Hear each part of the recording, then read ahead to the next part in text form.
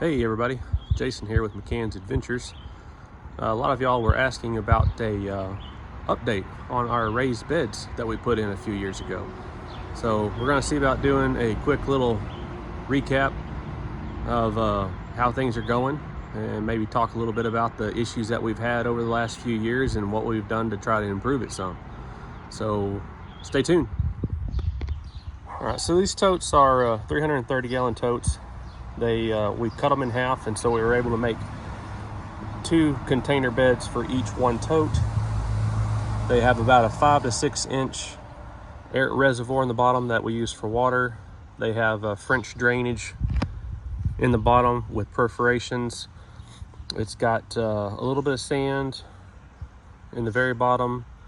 It's got rock to make up some porous material for the water to disperse through. And we filled them up with just gardening soil.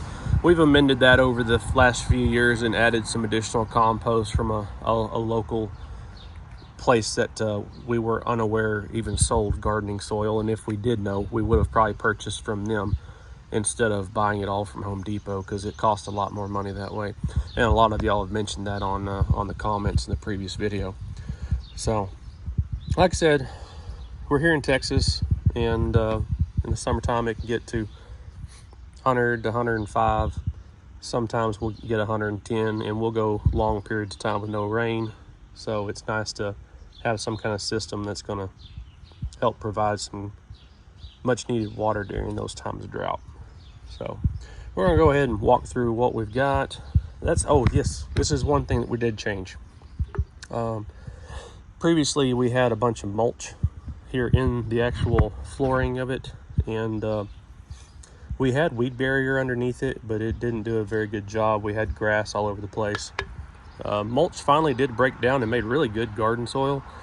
Our chickens really enjoyed having it, but Sarah a few months ago ripped out all the mulch, all the grass, and layered a whole bunch of cardboard down here, just stuff that we actually found off the side of the road one day. And we laid down this new weed barrier that we're hoping is going to do a much better job. We considered enclosing this space into an actual greenhouse, but aesthetically, I don't really like the way it looks in the backyard. It'd take away too much space that you can view. We're still contemplating actually putting in shade cloth to help cool it down in the summertime. We're constantly changing our minds. But anyway, here's what we got going on now. In this bed, my wife has planted a whole bunch of her herbs that we'll use on a daily basis. We've got some sweet clover, some basil, rosemary, some dill, lemon balm, whole bunch of stuff. In this one, we've got our onions. We've got some pepper plants in there too, but they haven't really taken off too well. They may be covered up by the onions and not getting enough sunlight. In this one, we have another tomato plant, and what was this? Oh, my wife planted cantaloupe and some watermelon in this one. And we've got this cattle panel that we're going to use as a vine system for it to grow up on. In this one, we have some more onions. You can tell the onions are doing really well. We planted them probably about a month and a half ago. We've also got some cucumbers that are in there that are starting to grow. It's really hard to see those, but there they are. And they also will use the panel to grow up on, and we got cucumbers on both sides. This one is the one that we probably use the most right now. We've got our spinach and lettuce in it. You can tell that the spinach is looking really good, and we've been chopping it off almost on a daily basis as well. Only got one lettuce plant. The rest of our lettuce didn't come up.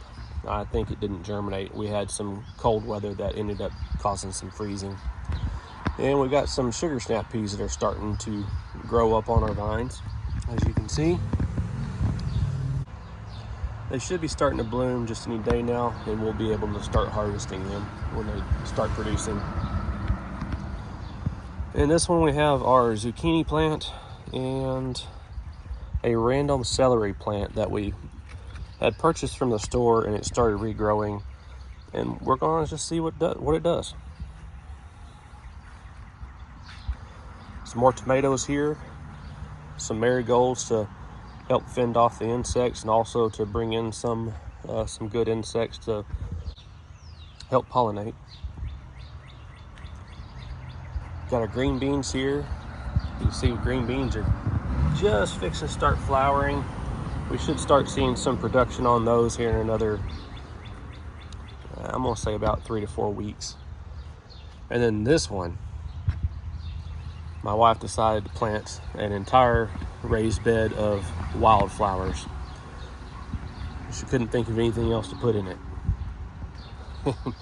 It looks like everything that she put in that raised bed actually germinated.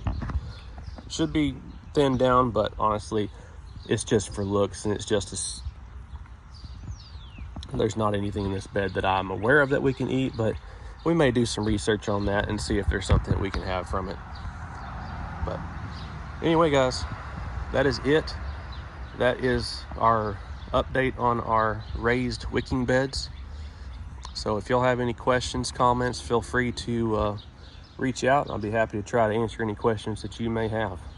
Thanks for watching.